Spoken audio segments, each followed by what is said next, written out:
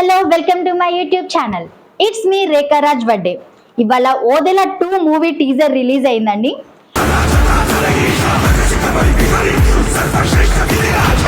ఇది ప్రేక్షకుల్లో ఎంతో ఆసక్తిని రేకెత్తించింది. ఈ చిత్రం 2022లో విడుదలైన ఓదెల రైల్వే స్టేషన్ కు సీక్వెల్ గా రూపొందించింది. తాజాగా విడుదలైన టీజర్ లో తమన్నా భాటియా శివశక్తి పాత్రలో కనిపించి తన శక్తివంతమైన నటనతో ఆకట్టుకున్నారు.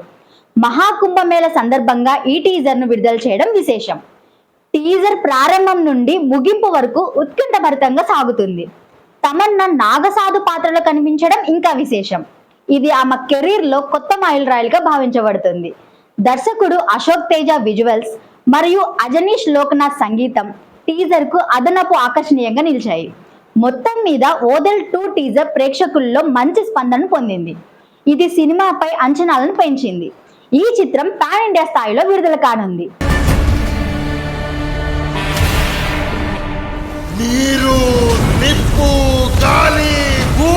మీ ఒపీనియన్ ఏంటో కింద కామెంట్ చేయండి. బాయ్.